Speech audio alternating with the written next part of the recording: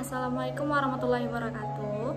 Perkenalkan, saya Elsa Ramadhani dari Prodi D3 Sekolah Tinggi Ilmu Farmasi Riau.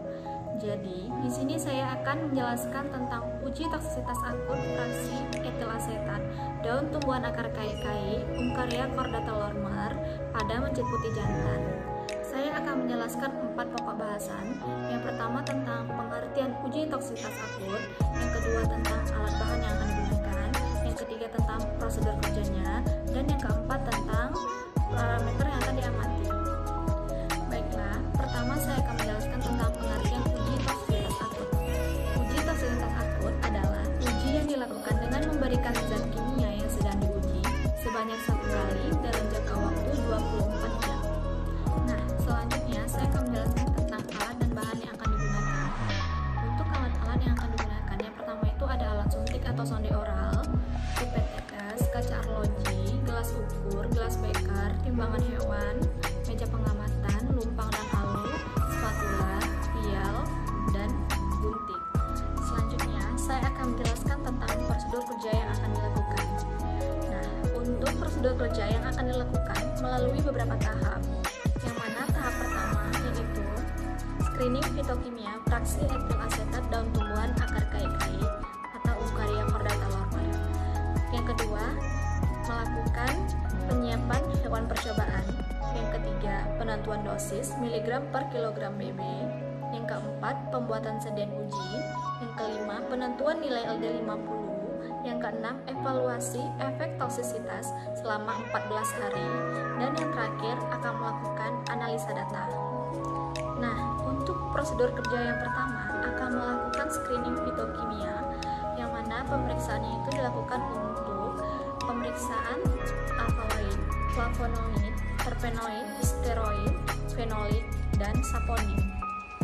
Untuk pemeriksaannya dilakukan dengan cara ekstrak ditambah aquades ditambah kloroform dengan perbandingan 1:1, lalu dikocok secara perlahan sehingga terbentuk 2 lapisan, yang mana lapisan tersebut ada lapisan air dan lapisan kloroform.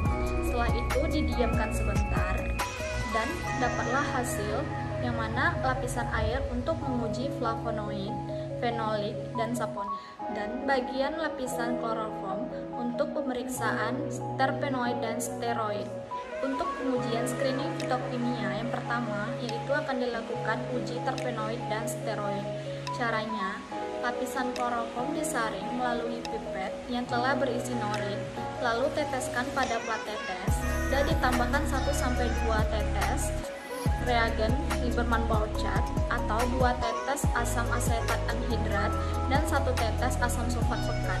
Jika hasilnya tersebut menunjukkan berwarna merah, berarti itu adalah pengujian terpenoid. Dan jika hasilnya positif berwarna hijau sampai biru, berarti hasilnya tersebut adalah uji steroid. Yang kedua, uji fenolik.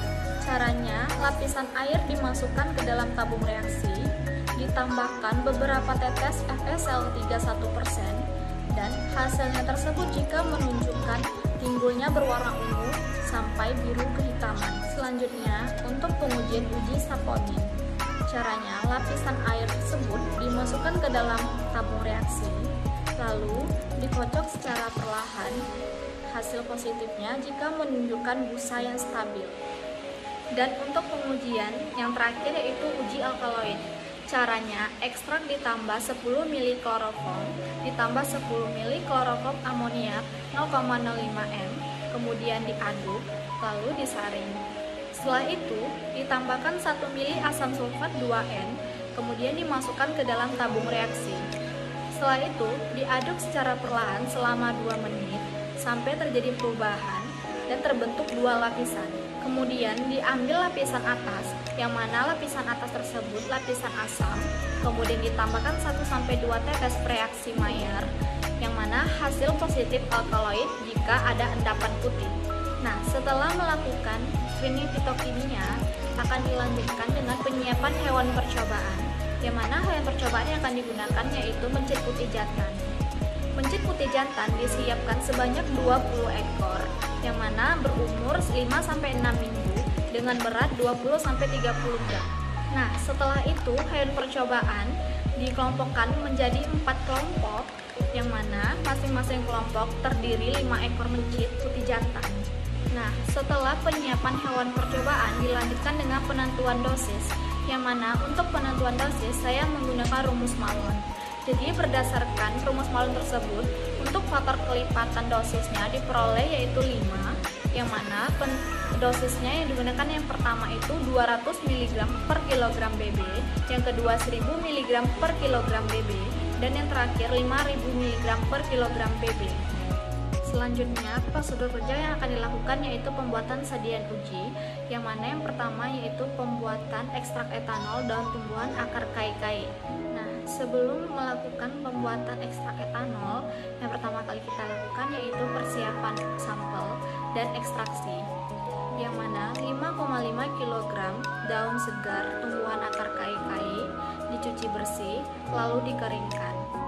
Setelah itu, melakukan perendaman. Ekstraksi dilakukan dengan cara maserasi atau perendaman dengan etanol. Sampel yang telah kering dimasukkan ke dalam botol yang berwarna gelap yang berkapasitas 2,5 liter. Kemudian, perendaman dilakukan selama 5 hari dengan pengulangan sebanyak 3 kali. Kemudian ekstrak tersebut disaring dengan kertas saring dan filtratnya tersebut dimasukkan ke dalam bejana tertutup.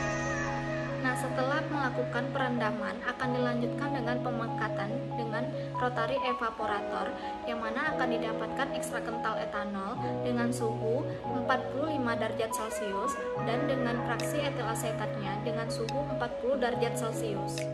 Ekstrak kental etanol difraksinasi dengan pelarut yang bersifat semipolar, yaitu etil asetat. Caranya dengan menggunakan corong pisah, yang mana ekstrak etanol daun tumbuhan akar kai-kai tadi dilarutkan dengan aquades, kemudian difraksinasi dengan tingkat kepolaran yang berbeda. Pertama, difraksinasi dengan N-heksan yang bersifat non-polar dengan perbandingan 1:1. Kemudian dikocok dan dibiarkan sehingga terbentuk 2 lapisan yang terdiri dari lapisan N-heksan dan lapisan air.